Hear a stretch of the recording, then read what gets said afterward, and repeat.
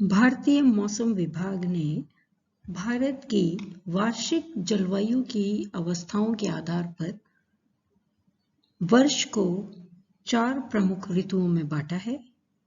The first winter season, शीत ऋतु। Second summer season, ग्रीष्म ऋतु। थर्ड रेनी सीजन, वर्षा ऋतु।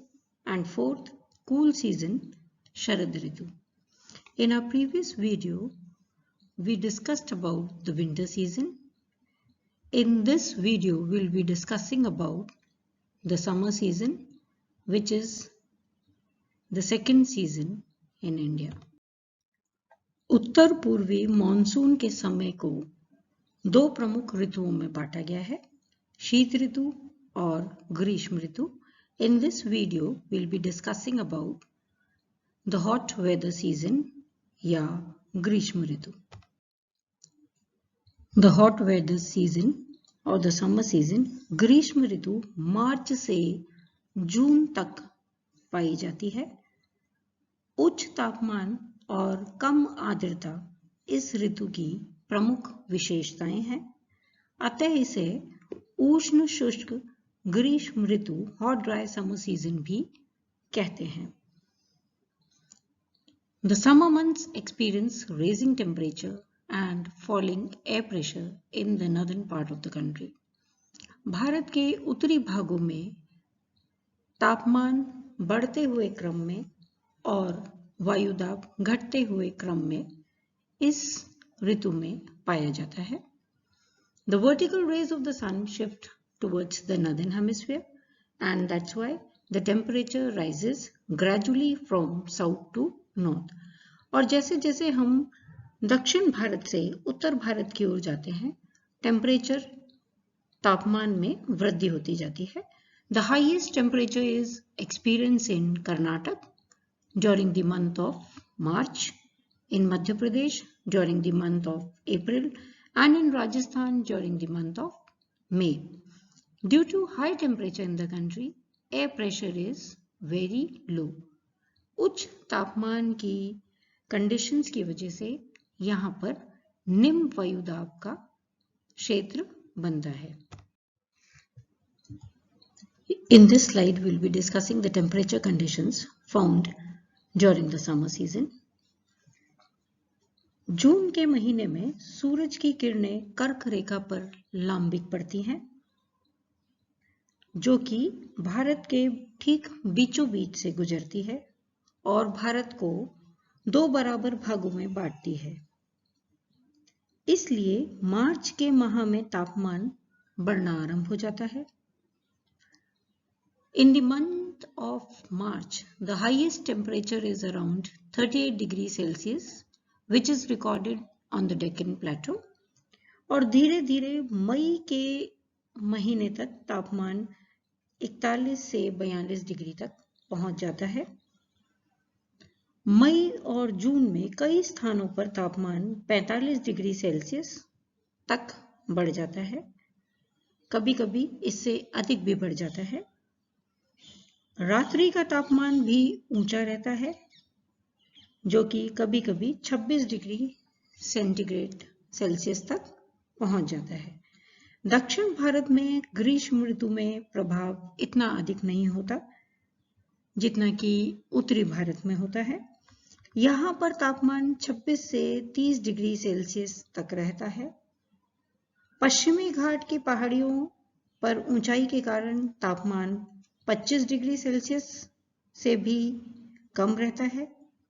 तटीय भागों में समताप रेखाएं तट के समानांतर उत्तर से दक्षिण दिशा में फैली हुई हैं, जिससे यह पता लगता है कि तापमान सागर के भीतर की ओर बढ़ता है. इससे समुद्र का समकारी प्रभाव स्पष्ट होता है. During the summer season, temperature are very high and air pressure is very low.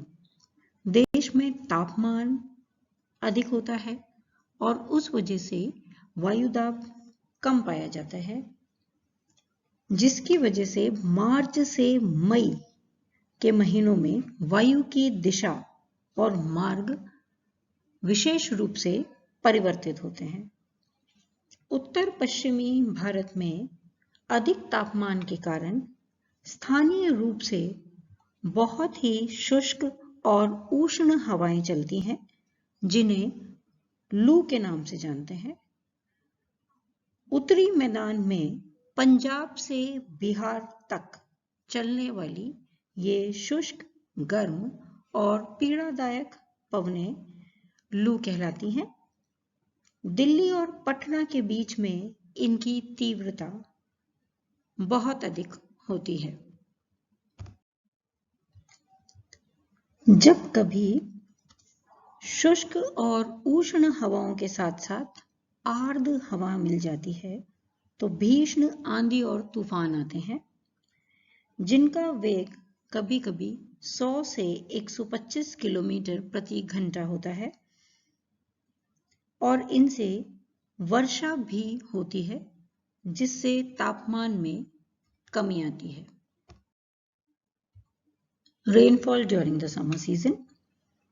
उत्तरी भारत में ग्रीष्म ऋतु ज्यादातर शुष्क रहती है और यहाँ पर भारत की वार्षिक वर्षा का केवल 1% ही इस ऋतु के अंदर प्राप्त होता है। स्थानीय रूप से आने वाली धूल भरी आंधियां और गरज वाले तूफान कहीं कहीं छुटपुट वर्षा करते हैं। राजस्थान, गुजरात और मध्य प्रदेश में 2.5 सेंटीमीटर से भी कम वर्षा होती है। वहीं उत्तर पश्चिमी भारत के उप हिमालयी क्षेत्रों में, जिनमें उत्तर प्रदेश, बिहार, पश्चिम बंगाल और उड़ीसा सम्मिलित हैं, तथा प्रायद्वीप के विस्तृत भागों में 14 से 50 सेंटीमीटर से अधिक वर्षा होती है। काल बैसाखी और द नॉर्वेस्टर्स। छोटा नागपुर के पठार में उत्पन्न होने वाले नॉर्वेस्टर्स पछुआ हवा के प्रभाव से पूर्व की ओर चली जाती हैं और असम में लगभग 50 सेंटीमीटर वर्षा करती हैं। इसके अतिरिक्त उड़ीसा और पश्चिम बंगाल में भी नॉर्वेस्टर से वर्षा होती है। असम और पश्चिम बंगाल में वैसाख के महीने में शाम को चलने वाली भयंकर और विनाशकारी वर्षा युक्त पवनें काल बैसाखी कहलाती हैं। इनकी प्रकृति का अंदाज उनके स्थानीय नाम काल वैसाखी के नाम से लगाया जा सकता है, जिसका अर्थ होता है वैशाख के महीने में आने वाली तबाही। ये चाय, पटसन और चावल की कृषि के लिए उपयुक्त पवनें हैं। असम में इन तूफानों को बारदोली छेड़ा भी कहा जाता है, and it is again helpful for tea and rice cultivation. ग्रीष्म ऋतु में नॉर्वेस्टर से प्राप्त होने वाली वर्षा को वसंत ऋतु की तूफानी वर्षा, स्प्रिंग स्टॉर्म शावर्स कहते हैं। असम में मई में होने वाली वर्षा जून की वर्षा का लगभग 2/3 भाग होता है और यह चाय, पटसन और चावल की कृषि के लिए उपयोगी होती है। असम में इसे चाय वर्षा, टी शावर्स के नाम से जाना जाता है। गरजते हुए तूफानों से केरल और कर्नाटक के तटवर्ती भागों में 25 सेंटीमीटर तक वर्षा होती है। दक्षिण भारत के भीतरी भागों में लगभग 10 सेंटीमीटर वर्षा होती है। यह आम की फसल के लिए बहुत उपयोगी होती है, इसीलिए इसे आम्र वर्षा या मैंगो शावर्स कहते हैं।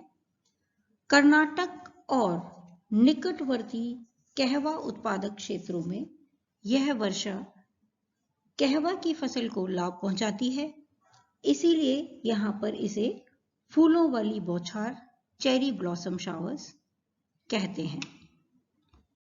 In this map we can see the area covered by the various storms and the rain-bearing winds blown during the summer season. This is the area covered by the Lu, covering whole of Rajasthan, Uttar Pradesh, Bihar, Delhi, Punjab, Haryana, etc.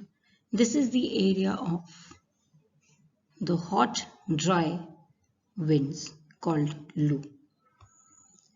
And this is the area of the nor'westers in Assam, which are known as the Bardoli Chera. This black dark dotted area is the Kal Vaisakhi in West Bengal. This is the area of the mango showers, which is good for the cultivation of mangoes. And this is the blossom showers.